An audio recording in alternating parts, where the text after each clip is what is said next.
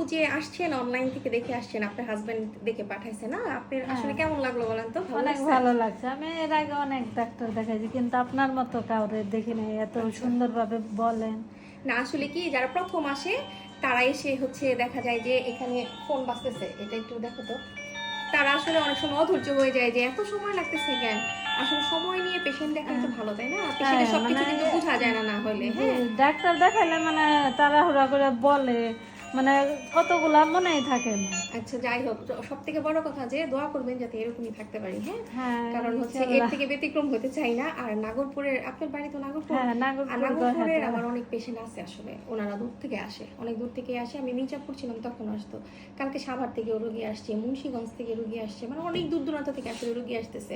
তো আমি যেটা বলবো মেইন কথা, আমি যেটা টাঙ্গালে দেখতেছি যে আপনার তাও সুন্দর সব রিপোর্ট করা আছে, হ্যাঁ, অনেক কিছু করা আছে।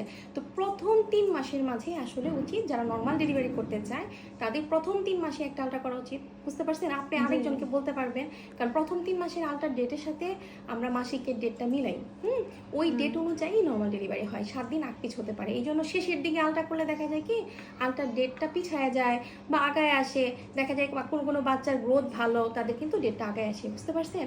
আর যেসব বাচ্চার গ্রোথ কম তাদের দেখা যায় কি ডেটটা পিছায়া যায়, শেষের দিকে দেখা যায় অনেক পিছায়া যায়, তাদেরকে আইইউজিআর বলে। সেই ক্ষেত্রে কিন্তু আপনি নর্মাল ডেলিভারি ডেটটা ফিক্সড করা যায় না, খুব কঠিন হয়ে যায়। এই জন্য টাঙ্গাইলের উদ্দেশ্যে মেনলি বলতেছি, যারা নর্মাল ডেলিভারি করতে চায় তারা প্রথম 3 মাসের মাঝে যাতে সব টেস্ট করে ফেলে। কারণ এখন দেখা যায় যে হরমোনের প্রবলেমটাও অনেক বেশি বেড়ে গেছে, হ্যাঁ। দেখা যায় প্রায় 60%-এর দেখা যায় যে হরমোনের প্রবলেম। তো সেই ক্ষেত্রে যদি প্রথম দিকে সল্ট আউট করা না যায়, তখন দেখা যায় যদি একটা বেবি নষ্ট হয়ে যায় বা অন্য কোনো প্রবলেম হয়, তাহলে কিন্তু মাই সাফারার হবে, তাই না? শেষের দিকে করে গেলে লাভ কি? শেষের দিকে করলে তখন তো সেই খালি সিজারের অপশনই আসে, তাই না? আর প্রথম থেকে বাচ্চার মা যদি ভালো না থাকে, বাচ্চার মা কি নর্মাল ডেলিভারি করাতে পারবে বলেন? না, শুধু মা আলট্রা সুস্থ করা কিন্তু থাকলেই। সমাধান না। আমি কিন্তু এত আলট্রা করতে বলি না, আলট্রা কিন্তু 3 বার 4 বার করলেই না। প্রথম 3 মাসে একটা করবে, 5 মাসের সময় একটা অ্যানোমালি স্ক্যান করবে, ঠিক আছে?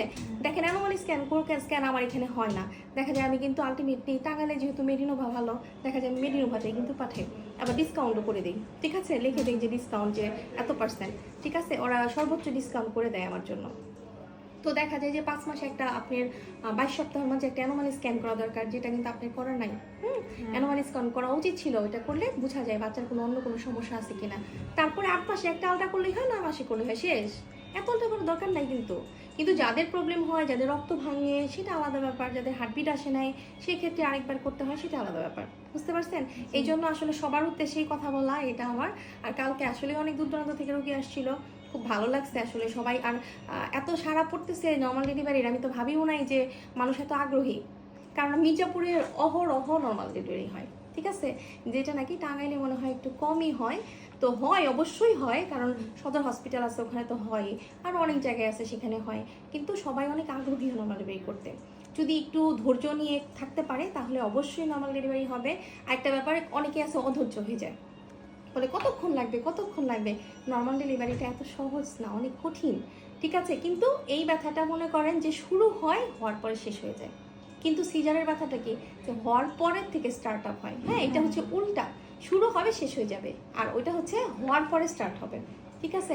আপনার তো 3টা নর্মাল ডেলিভারি হয়েছে, আপনি তো সাহস দিবেন, ঠিক আছে? ওনাকে, অন্যদেরকেও সাহস দিবেন।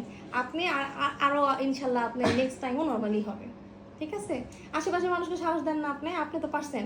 আমরা সব আমার হ্যাঁ, সবাই আমার তা আপনি এই তো আলহামদুলিল্লাহ সবার নর্মাল ডেলিভারি হয়েছে, কি সুন্দর। আমার যে আরো 2টা বাচ্চা হয়েছে, সিজারিয়ান সবার নর্মাল হয়েছে, এই তো ফাইন। এটা তাহলে আপনাদের হলে আপনার হবে না কেন বলেন আমাকে? কিছু কিছু আছে যে হওয়ার মতো না, সেটা আলাদা, সেটা তো আমরা বলেই দিব যে হবে না। কিন্তু সবাইকে বলবেন প্রথম 3 মাসের মধ্যে টেস্ট করতে, লাস্টে গিয়ে টেস্ট করে আসলে খুব একটা উপকার হয় না। কারণ রক্ত শূন্যতা থাকতে পারে, হরমোনের প্রবলেম থাকে, সেগুলো রিকভারি যদি আমরা করে ফেলি তাহলে কিন্তু শেষ সময় খালি বলি কি একটা ডোনার রাখবেন, কিন্তু রক্ত আলটিমেটলি দেওয়া লাগে না।